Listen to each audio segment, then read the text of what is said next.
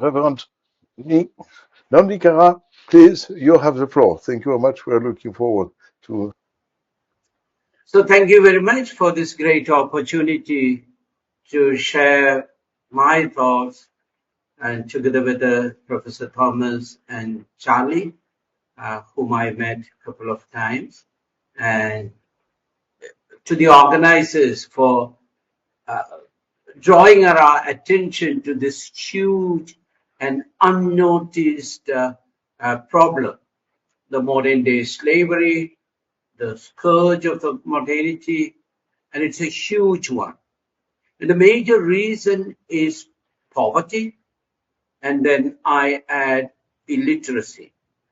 And Professor Thomas has given us the staggering numbers. 1/3 of the human population, they go hungry. They don't have water. 1/4 of the human population doesn't have water, sanitation, medicine, and it is immoral. And what I want to say that behind those numbers, there are living human beings like me, like each one of us who are here. They are not just numbers, they are human beings with the flesh and blood. I see them as I move around in India, on the streets, begging, doing all kinds of work in our agricultural farms, as domestic workers, and on the streets, sometimes as prostitutes and pimps. I have seen them in Europe, I have seen them in Africa in different grades. And here the question, rather than the numbers, I am suggesting to read once more Fratelli Tutti, the great encyclical of Pope Francis, to see everyone as my sister and my brother. The key thought is from Jesus' story of the Good Samaritan, the victim. The victim here is the victim of human trafficking. Huge number, because of we are passing by. Pope draws our attention to the silent, including me. I do not see them. I see them, but I don't look at them. I don't pay attention, because if I show my eyes to them, they would come and ask me. And I just want to pass by like the priest and the Levite. And this opportunity gave me, this webinar gave me an attention to this silent, unseen evil. Let me begin with a prayer that Pope Francis gave us. O God, Trinity of love, from the profound communion of your divine life, pour out upon us a torrent of fraternal love. Grant us the love reflected in the actions of Jesus, in his family of Nazareth, and in the early Christian communities. May we discover Christ in each human being, recognizing him crucified in the sufferings of the abandoned and forgotten of our world, and risen in each sister or brother who makes a new start. Come, Holy Spirit, show us your beauty, reflected in all the peoples of the earth, so that we may discover anew that all are important and all are necessary, different faces of the one humanity that God so loves. As you know, Pope Francis wrote his first encyclical, Lumen Fidei, the light of faith, second one, Laudato Si, and third one, Fratelli Tutti. Pope Francis signed the encyclical Fratelli Tutti on the eve of the feast of St. Francis, 3rd of October in Assisi, and published it on the feast day. The title Fratelli Tutti is taken from the 6th of 28 rules that St. Francis gave his friars. This rules reads that blessed is the brother who would love his brother as much when he is far away from him as when he is with him. That's the key thought. Do I love the victim of human trafficking as my own sister, as my own brother? Or am I a silent onlooker, a passerby, a victim, a perpetrator, a consumer? We all of us share in different degrees, leaving on my sister, my brother, to be trafficked. Victims of human trafficking are sisters and brothers. We have to join hands with all governments, NGOs, religious leaders, and all people of goodwill to help the victims and to eradicate this evil from our society. What we need is to treat every human being as my sister, as my brother. This is not only from the Christian religion, all religions help us to see them as sisters and brothers. However, religions also join hands with the money makers and the power politicians and show the ugly face of the religions, perpetrating and helping the traffickers rather than the victims. Let me draw your attention to the Universal Declaration of Human Rights. In its preamble declares, whereas recognition of the inherent dignity and of the equal and inalienable rights of all members of the human family. I underline human family is the foundation of freedom, justice, peace in the world.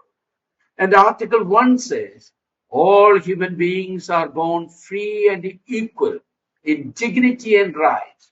They are endowed with a reason and conscience and should act towards one another in a spirit of brotherhood.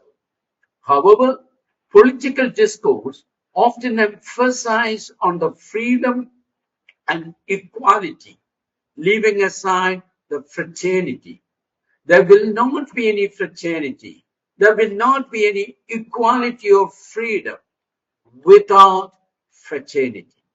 And leaving aside and setting aside the fundamental fact that the other human being, the other, is my brother, is my sister, is the root cause of all poverty and allied evil. And from a Christian point of view, the source of fraternity is in God Himself, who created us all, men and women, in His image and likeness. Adam and Eve are fitting partners, and their children Cain and Abel are brothers.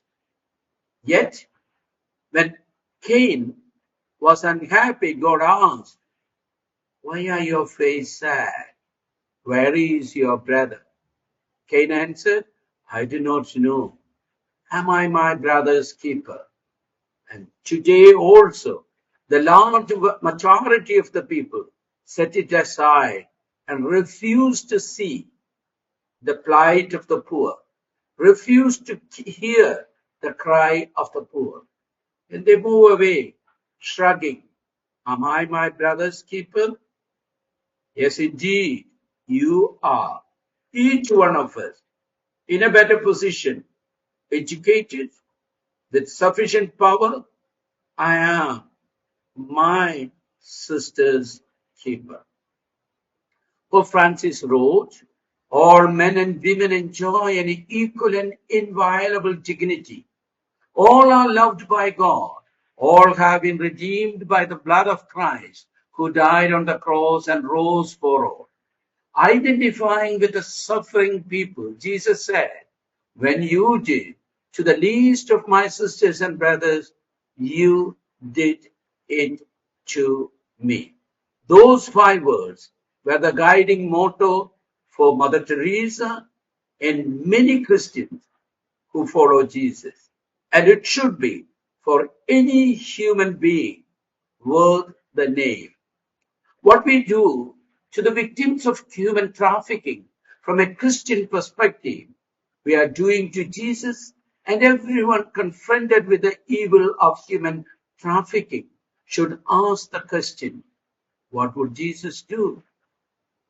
Friends, fraternity is not just a notion, but a reality to be lived, realized, practiced every day, universally and integrally. We are morally obliged to help the victims and eradicate this evil from the face of the earth. And it is possible. Pope extends the familial relationship of sisters and brothers lived and experienced at our home to the whole of the human family and all the beings living in our common home, the earth. The Indian tradition says the same. Vasudeva Kudumbakam. The earth is our home. He advocates that the model of the family could be fruitfully extended to the universe as a whole, a common home. God is our Father, and all of us are sisters and brothers, including all living and non-living beings. Drawing on the human family's innate vocation to fraternity, Pope writes, we need to think of ourselves more and more as a single family, dwelling in our common home. Pope in his first chapter draws our attention to the dark clouds over a closed world.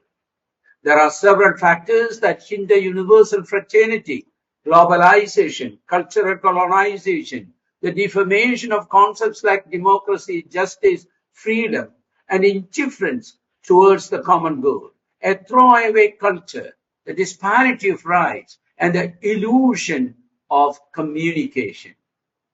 It is this culture that breeds traffickers, victims, consumers, bystanders, and the indifferent and silent majority. And these victims are seen as a stranger on the road. Pope's exegesis on the famous parable of the Good Samaritan, that's the core of this encyclical. We are called to expand our hearts to embrace the victims of the parable. Pope analyzes the characters of the parable, which I find very applicable in the context of human trafficking. There are two kinds of people: those who care for someone who is hurting and those who pass by, those who bend down to help and those who look the other way and hurry off. The real question is this: will we abandon the injured sister, brother, and run to take refuge from the violence, or will we pursue the thieves? Strikingly, the passers-by were religious, a priest and a Levite. Belief in God and the worship of God are not enough to ensure that we are actually living in a way pleasing to God. Pope Francis points out that, sadly, robbers usually find secret allies in those who pass by and look the other way. There is a certain interplay between those who manipulate and cheat society and those who, while claiming to be detached and impartial critics, live off that system and its benefits. Pope then turns our attention to the victim and to the Good Samaritan. Only one person stopped the man stopped to approach the man and cared for him. He spent his money and gave his time. Each day offers a new opportunity, a new possibility. Let us take an active part in renewing and supporting our troubled societies. Today we have a great opportunity to express our innate sense of fraternity, to be good Samaritans who bear the pain of other people's trouble. Equally important is the fact that the Samaritan discovered an innkeeper who would care for the man. We too are called to unite as a family that is stronger than the sum of small individual members. Mother Teresa used to say, I can do things which you cannot, and you can do things which I cannot. Together, we can do great things.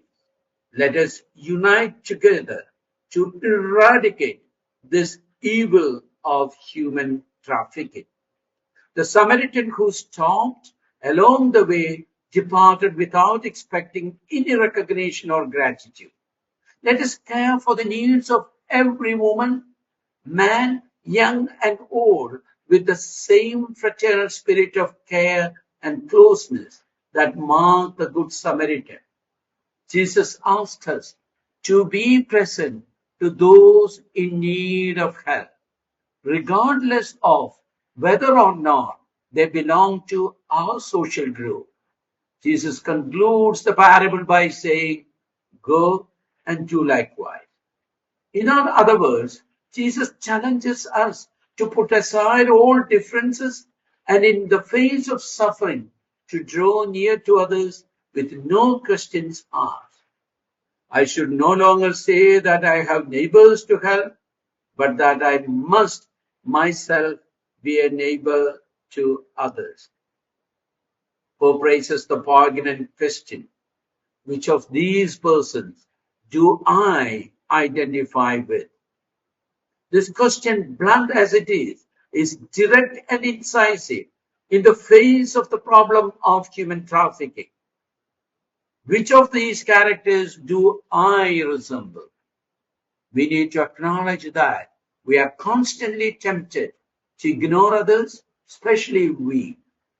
Let us admit that for all the progress we have made, we are still illiterate when it comes to accompanying, caring for, and supporting the most frail and vulnerable members of our developed societies. We have become accustomed to looking the other way, passing by, ignoring situations until they affect us directly. By his actions, the Good Samaritan showed that the existence of each and every individual is deeply tied to that of others. Life is not simply time that passes. Life is a time for interactions, encounters. The story of the Good Samaritan is constantly repeated in our world. The parable challenges us to make a basic decision, a moral decision to rebuild our broken world. We need to imitate the Good Samaritan, envisaging and engendering an open world. This openness is existential rather than geographical and must include all people. This openness necessarily calls for the affirmation of the intrinsic world and the rights of every human person. Pope calls us to solidarity, which is more than sporadic acts of generosity.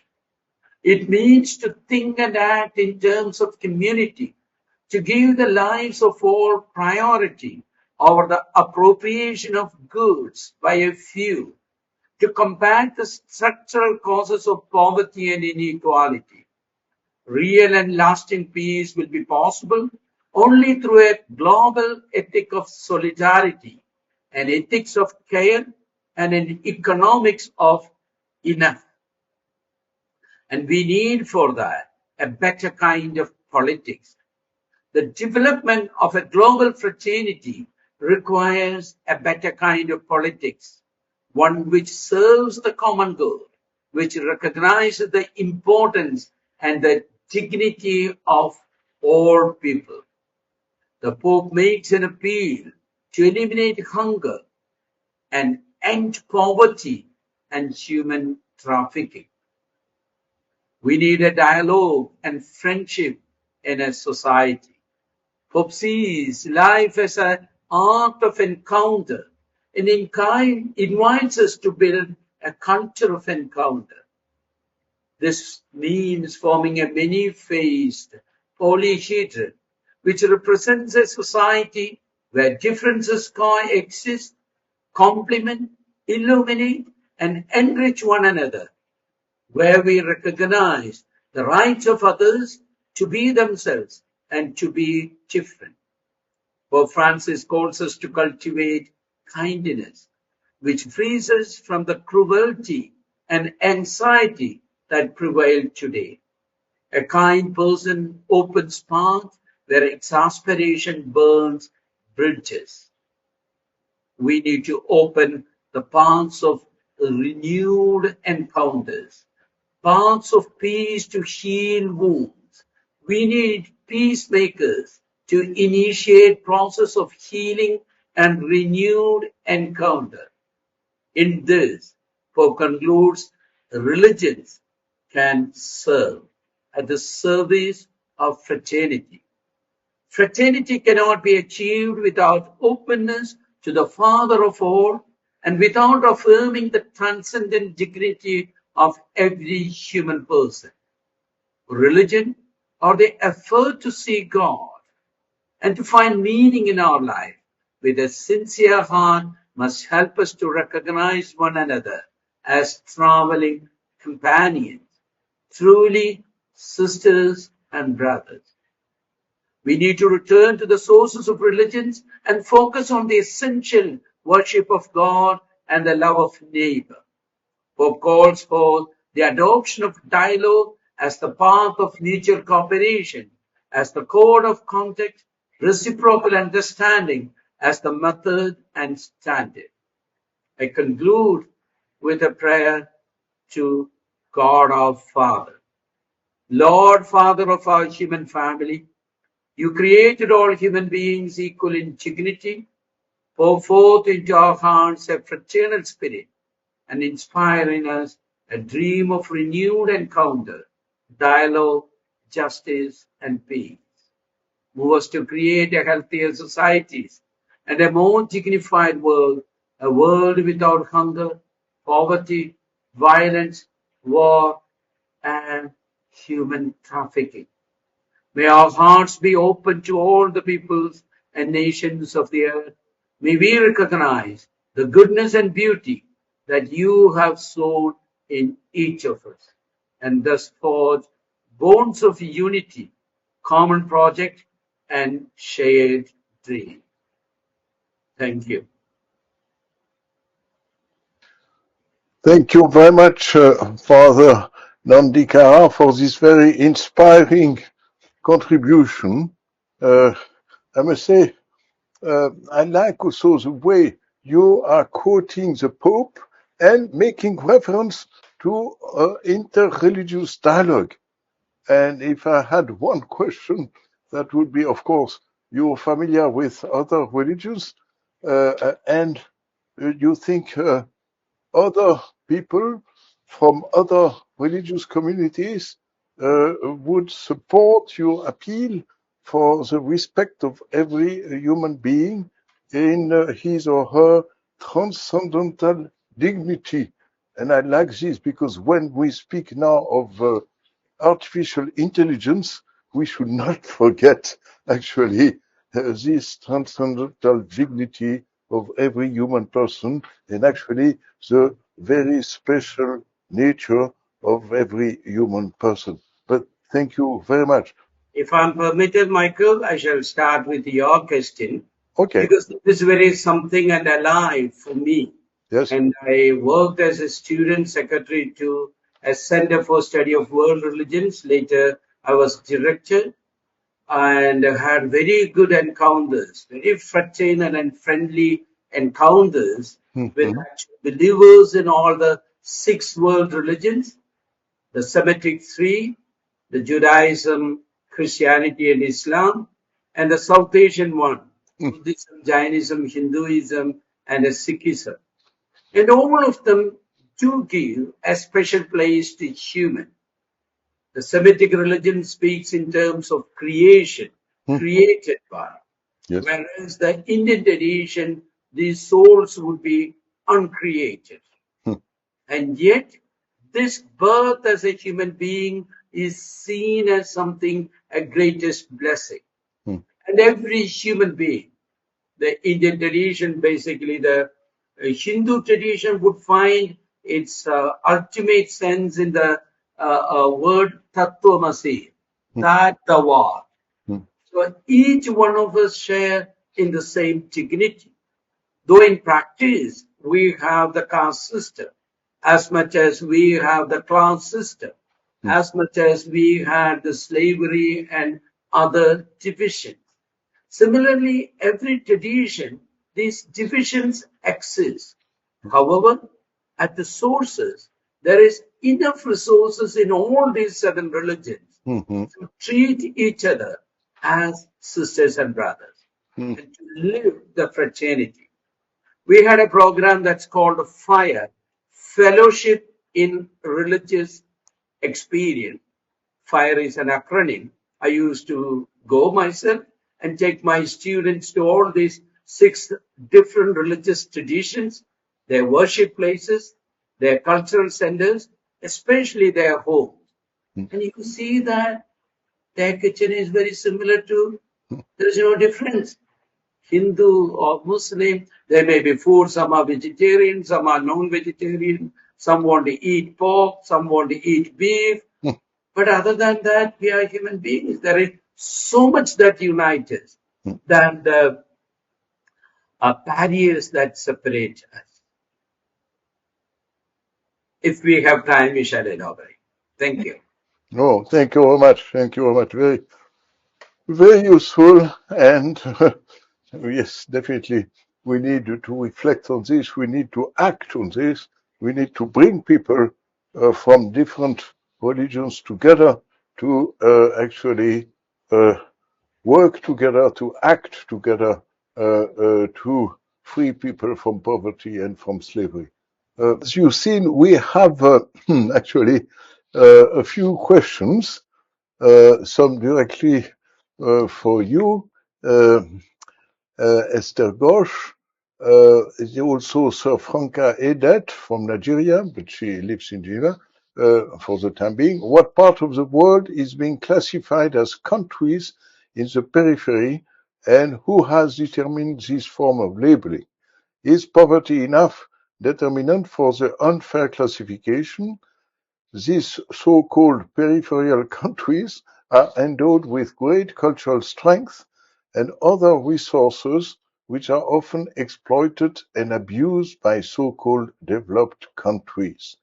I don't know, would Reverend Jose Nandhikkara have something to say on these two questions on culture and charities? I think that word, the using periphery and underdeveloped often questions the self-worth and self-pride of people. Any classification, when we compare, has that problem. When we deal with these vocabularies, we need to be kind of careful, respectful, respecting each one's dignity. But what is here by use this periphery would be there would be more victims. And poverty, illiteracy, inequality, corruption, they all go together. And often, as just now Thomas has presented the higher global picture, because of the exploitation and immoral activity of the powerful. Isn't it very strange? The countries that has large human resources and natural resources are the poorest, are the poor countries. Because of the corruption, because of the exploitation, despite many United Nations, World Health Organization, we have all sorts of nations where we stand. There are cultural differences. I don't have a definite answer to any vocabulary. Let's see each other as sisters and brothers. I'm better with the vocabulary of philosophy and religion and my own involvement in the actual field is very limited, though I live with people who are working for them and with them. No, thank you very much.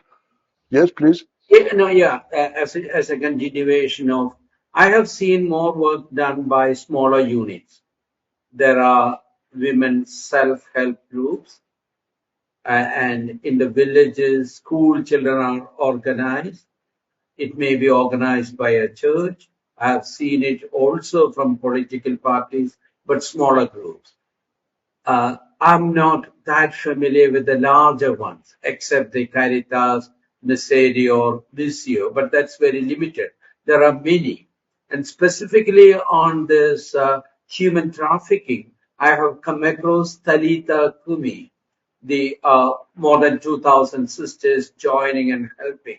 I was in Bangalore. There were many uh, organizations specifically on these issues, women empowering. But most of them are smaller units. They won't have much of what she says as administration costs. They are voluntary. But we need both. We need a wider look, global, as Thomas was saying, for lobbying and to remove the structures. The smaller units are not enough. Smaller units are needed to help people actually imprisoned and in the suffering. So we need both the higher ones as well as the local ones. There is another question by Olivia Smith, and actually Olivia Smith is a specialist of criminal law, and she says, "Thank you for the great presentations. There is a critical need to strengthen law enforcement and judicial systems as we intensify efforts to combat trafficking.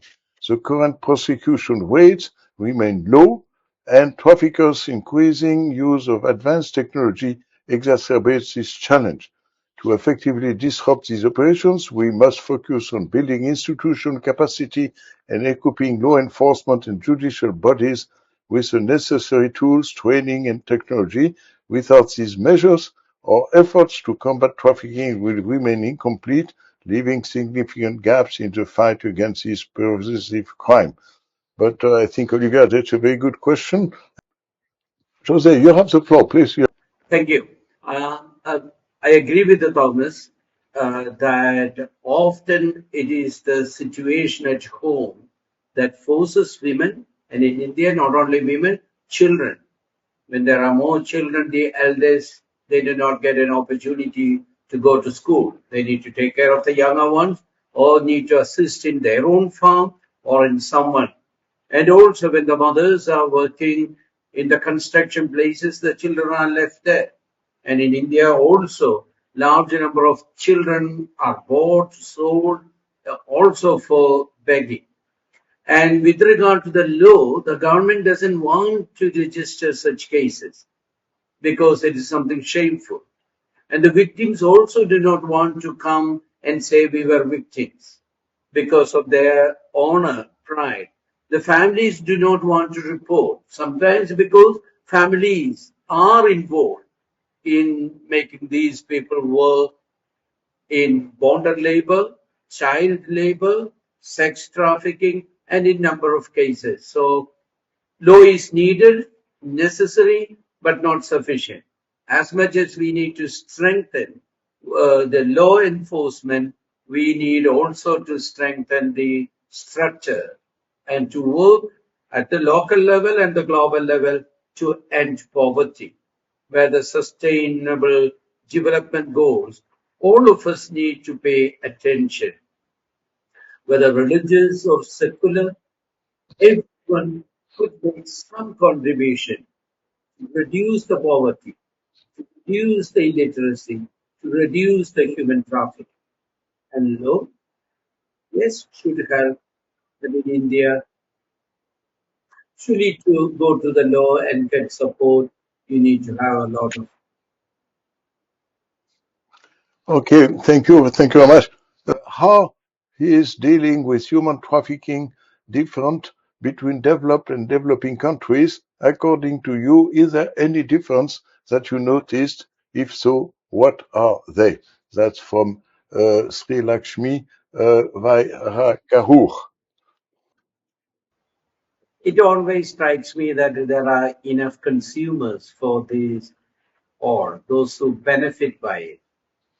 As much as we have the necessity of children, women, and men to work in bonded labors, many live by that. If there are no consumers, if there are no customers, a lot of this would go down. But as Thomas has pointed out, if we can that 1% make that sacrifice, our world would be better. A bit of the market economy to casino economy to move to an economy of inner, an economy of care, to understand the value and the worth of a human being much more than the money value. So this is a question of challenging our morality, ethics, and values, rather than finding fault with the poorest of the poor family. There are people who would be enjoying this 15-year-old girl, either for domestic work or for sexual benefits. And that's a shame. That's in the religious vocabulary sinful.